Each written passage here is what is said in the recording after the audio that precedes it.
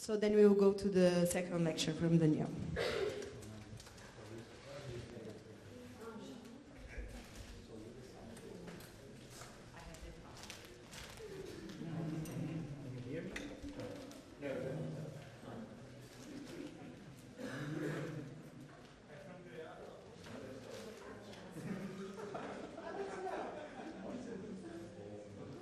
Hello? Yeah, now you can. Cool.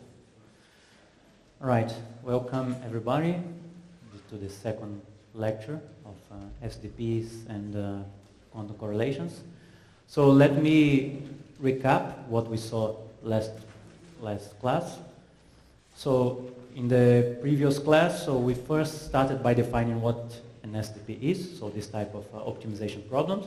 We saw that we can write them, so for every SDP there exists a dual SDP. So first we have a primal SDP, we call it the primal SDP, which is, the problem is can be put in the following form. So we have a maximization of a linear function of x, so then we can write this as the trace of a matrix A times x, where A is a matrix of coefficients and x is the matrix of the variables of the problem. And then we want to maximize this linear function subjected to some constraints. And we can have three types of constraints. First, linear constraints. Okay, so we have that this linear map applied to x is equal to this matrix B1. Okay. We have inequality constraints, where we have that linear maps applied to x is smaller or equal to this B2 matrix. And we have positivity constraints. Okay. So those are the type of constraints that we have. So here I only put one constraint of each type, but we could have many. Okay? So we saw some examples. Remember that this map, for example, could even change the dimension of x.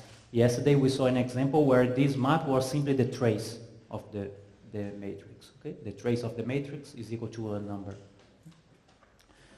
And then we saw that for every SDP, we can associate a dual SDP, and the way we did it was first to assigning dual variables to each one of the constraints. So in this case, for the first constraint, we assigned y1, for the second one y2, and to the third one y3. And then with this, we constructed the Lagrangian. Then we made some operations on the Lagrangian, and we saw that by minimizing the Lagrangian, we got another SDP, which is called the dual SDP, which was written like this, right? So if the primal SDP is given by a maximization of a linear function, the dual SDP will give you a minimization of another linear function, where now the variables of this function are the dual variables that we assigned before. Okay? So in this case, it's the minimization of the trace of y1, b1, where b1, again, are the same matrix that we had before, plus the trace of y2, b2. Subjected to, so we have this constraint here, which is this inequality constraint, where what enters here is this dual map. Okay, so this is the dual map of the previous SDP, and we have this positivity constraint.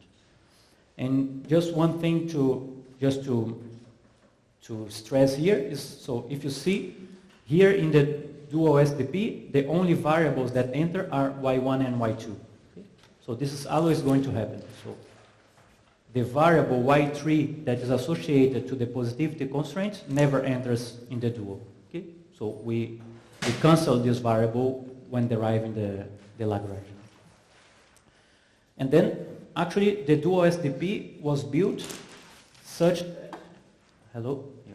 Okay, such that, so if we have, so here is the solution of the primal SDP. So the solution of the dual SDP is an upper bound for the solution of the primal SDP.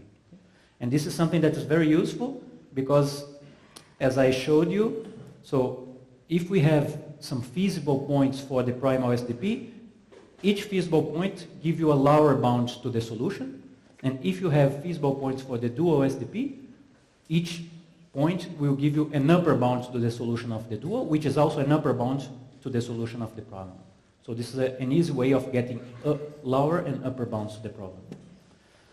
And so, in principle, there could exist a gap between the solution of the dual and the solution of the primal, but there exists a condition which is called strict feasibility, which guarantees that the gap vanishes, that the solution is the same. And so if you, I don't know if you remember, but strict feasibility is simply the existence of one feasible point, so one matrix X that satisfies the constraint, but not only satisfies the constraint, but satisfies the inequality constraint strictly. So there exists an X for which this linear map applied to X is strictly smaller than B2, and X is strictly larger than 0. Okay? So if you can find one point, you guarantee that the gap vanishes. Okay? And this is usually easy to check. It's easy to find one point. Okay. All right, so the idea of today is to start applying these techniques to concrete problems. And I would start with the problem of entanglement, okay, of detecting and quantifying entanglement.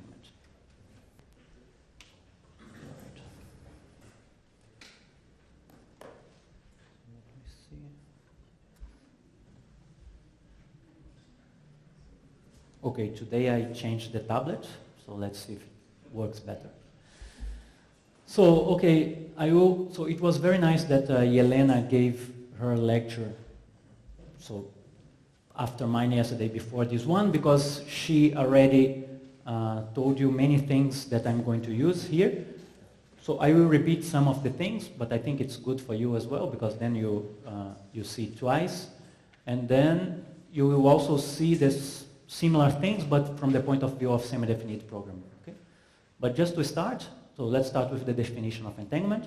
So a state is entangled if it cannot be written in this form here. Okay? So here I'm only talking about bipartite states. So a density matrix is said to be entangled if there exists no decomposition like this for this density matrix, where this thing here is a probability distribution. Those are positive coefficients that sum to 1. And these matrices are density matrices. So they are positive and the trace of them are 1. Okay? So in principle, so as you see, so if you give me a density matrix and ask me if this density matrix is entangled or separable, in principle this is a very hard problem to solve. Okay? In particular, we cannot solve this using an SDP because this condition here, as you see, so it involves kind of 3 variables, okay? Or the sum of products of 3 variables. So this is a variable in the problem, this is another variable, and this is another variable. So checking if this density matrix has this decomposition cannot be put as an SDP problem. Okay? So this is not an SDP. And in fact, we know that we cannot solve this as an SDP because, as Yelena said, so this is an NP-hard problem. Okay? So NP-hard problems are problems which are really, really hard. So SDPs are not hard. NP-hard problems are much harder than SDPs. Okay? So because it's a hard problem, so people try to find entanglement criteria. Okay? Okay. So those are conditions which are easy to compute, hopefully, which guarantees if the state is entangled. Okay? So if you pass the test, you know that the state is entangled, but in many instances, if your state do not pass the test, you cannot say if it's separable or entangled. And one example is the Ppt criterion. Okay? So Yelena also mentioned yesterday. So the Ppt criterion says the following. So you give me a density matrix, okay, rho, and then so I compute the partial transposition of the density matrix, and what it says is that this matrix here is positive if rho is separable. Okay? For every separable state, if you make the partial transposition, and the partial transposition is an easy operation, okay? So you simply swap some elements of the matrix, right? So you swap the indices so here I'm partially transposing with according to Alice system, you simply exchange the indices of Alice in the matrix. So this means that if for every separable state the partial transposition is positive, so if the partial transposition is negative, you know for sure that rho is entangled.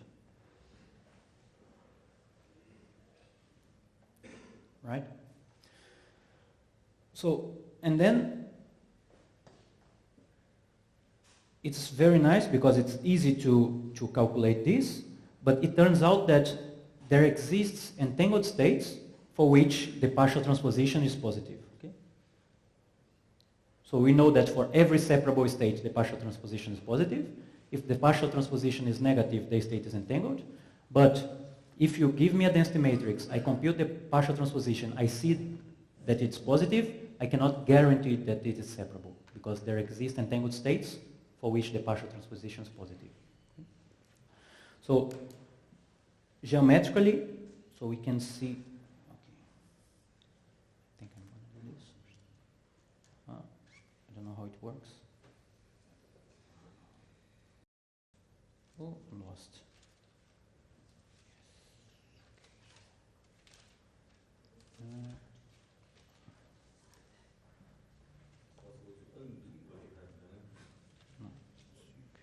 No, because I want this one.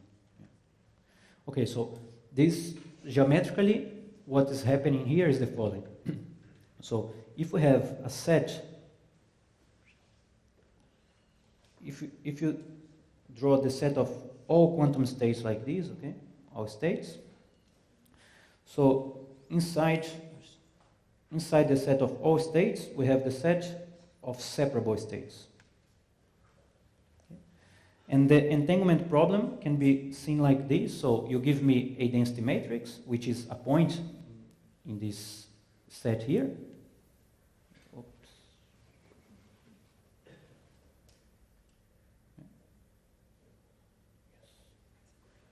So a density matrix can be seen as a point here, and you would like to know if this point is actually outside, it's actually outside the set of separable states, or if it's inside. Okay? So, but we cannot test because it's very hard to test if it's outside or inside the set of separable states. So what we do is to test this Ppt. Okay? So what happens that there exists another set here, which is the set of Ppt states. So the set of all density matrices for which the partial transposition is positive. Okay? And so because every separable state has a partial transposition that's positive, the set of separable states is inside the set of Ppt states. But as I told you, there exist points here which are Ppt, which are outside the set of separable states. But in any case, what is interesting is that this thing here has SDP characterization.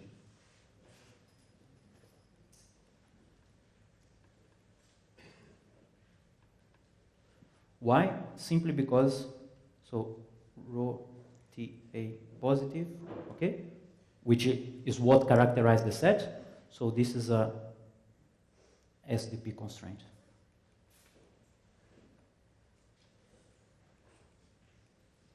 Okay, and then so this is a very important idea here for the theory of SDPs and the application to quantum correlation and other problems, which is the idea that sometimes we have a problem that is not an SDP.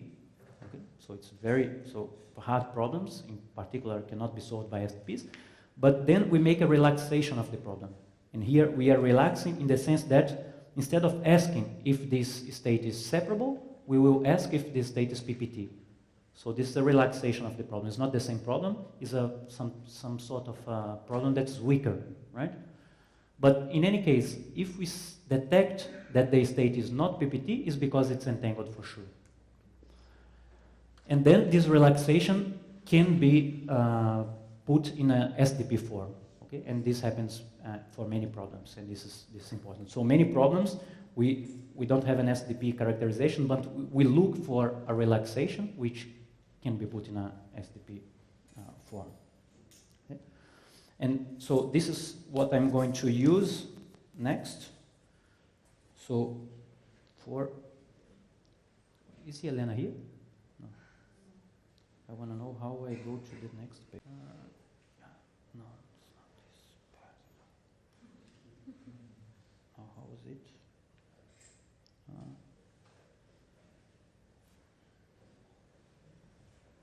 Now I forgot how I got here. Yes.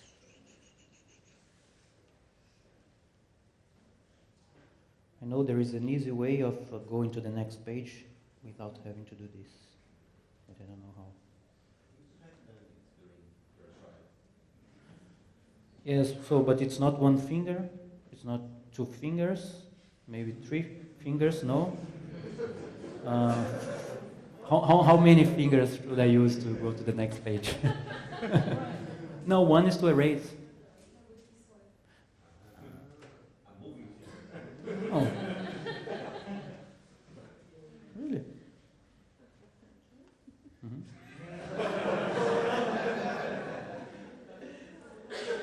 You.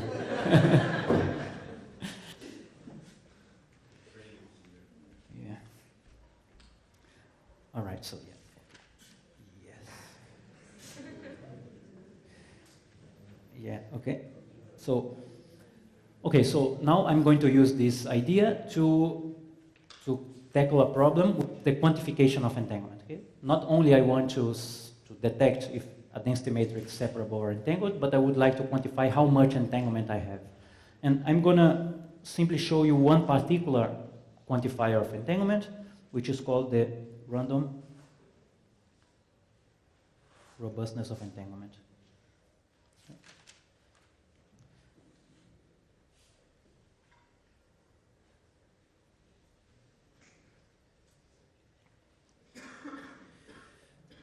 So the random robustness of entanglement, the idea is the following. Okay, so we have a density matrix rho. Okay, that we don't know if the density matrix is entangled or separable. So then what we do is to mix this density matrix with a density matrix that is for sure separable, right? Which is the identity, so the most mixed state, which is the identity divided by, so I'm going to put here, so I will use d squared, okay? So where d is the, so I'm going to consider that Alice and Bob have the same dimension d, okay? So then the normalization is d squared.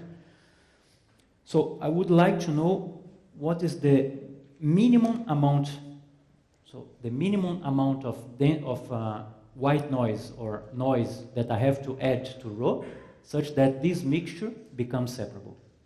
This is the idea. And this number is going to quantify the amount of entanglement.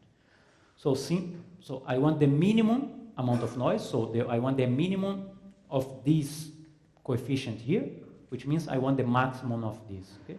I'm just going to write the maximum because I define, so simply because I define the prime OSDP with the max, so I'm going to stick to this maximization. Okay? But I could also minimize 1 minus p. But instead I'm going to maximize p such that this convex mixture, I'm going to write like this, is SEP. Okay? Is SEP means it's inside this set of separable states. So as I said, so this is not an SDP, right? This constraint here, not an SDP. But then I'm going to use this idea of relaxation, okay? Instead of doing this, okay, so I'm going to put here in between brackets. I'm not going to use this constraint. I'm going to change this constraint to p rho plus 1 minus p identity.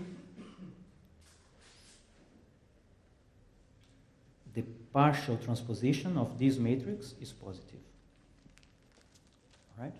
So instead of checking how much noise I need to add such that the mixture is separable, I'm going to do how much noise I have to ask such that the mixture is PPT. Which means, so suppose that the solution, so I'm going to call the solution S, okay? So if S is bigger than 0, yes, I'm maximizing. No, sorry. So if S is smaller than 1, okay? Let me start like this. So if S is equal to 1, this means that rho is PPT. Right? So if the solution of this problem is P equal to 1, right? This means that rho partially transposed is positive. If S is smaller than 1, this means that rho is NPT. Okay? So has a negative partial transposition. I think Elena yesterday said NPPT, I guess. Not partial, positive, partially transposed. Okay? So this means rho is entangled. Okay? And just to have a, let's say, meaningful interpretation, so I'm going to define the robustness of entanglement. Actually, I'm going to define the robustness of NPT entanglement of rho as 1 minus S. Okay, so, and this robustness is how much noise I have to add. Which means, so if S is equal to 1, the robustness of entanglement is 0. Okay, there is no entanglement, so no PPT, NPT entanglement. If S is smaller than 1, okay, this means that this is a positive number, so there is some entanglement in the state. So there is a question here.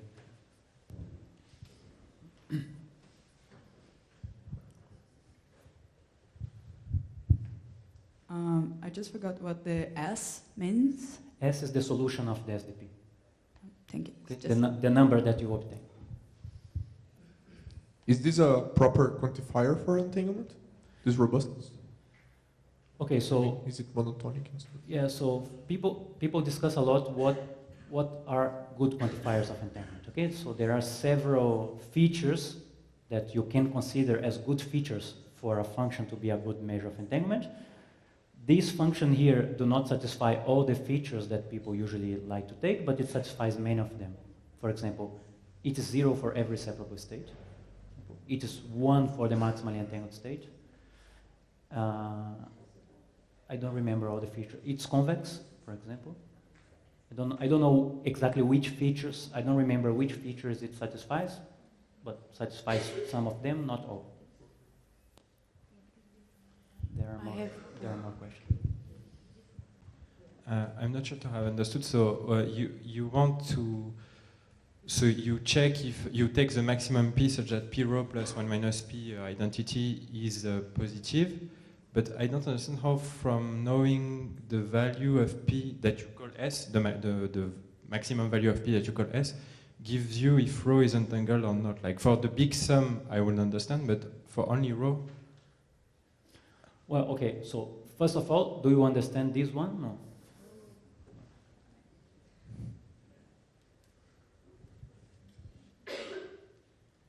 So, do you understand this one here?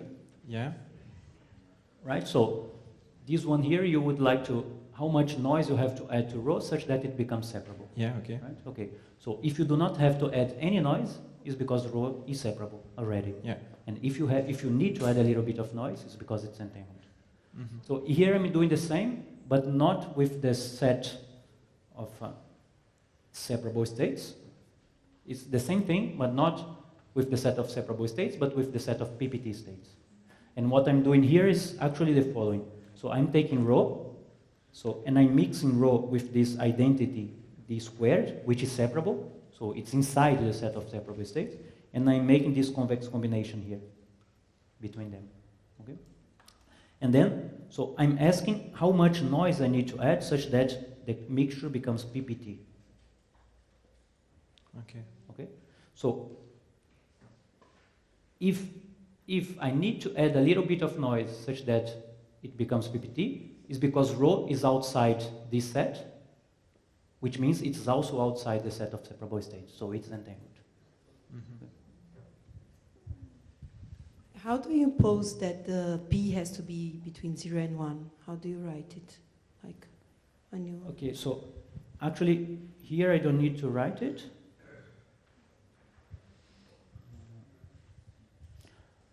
Okay, here I don't need to write because I know for sure that this state is normalized, okay? So here I have a state with trace 1, here I have a state with trace 1, right? So I don't need to... if it's, because you have to tell it that the solution has to be something between 0 and 1, no? Yeah, so, okay, so if rho is separable, or PPT, if rho is separable in this case, if rho is separable, P is going to be 1, okay? And if I know for sure that for some P before 0, it's going to be separable. Okay. Okay, so I can, so the So code... you don't need this constraint. No, so I can write the constraint here, but this will be a useless constraint in the problem. So you can give a chocolate to yourself. So don't forget, you can give chocolates to, so she's going to give the chocolate, so it's her duty, so she will choose the good questions.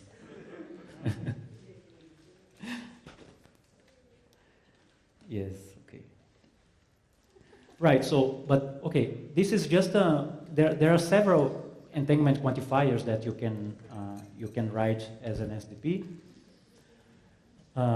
So here, my goal here was just to show you how to use this idea of a relaxation of a hard problem. Okay, so here we are relaxing the problem. We are not solving the problem completely, so I cannot solve the separability problem, but with this relaxation I can use SDPs. So, okay, so now, okay, so this thing here is the SDP problem that I solve if I know the state rho, right? So if you give me a state rho, I can run this SDP. So another thing that can be done, and again, so this links to the course of Yelena. So in many instances, so we do not have access to the full state.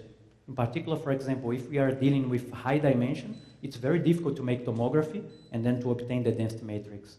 In many instances, we only have like the expected value of some observables.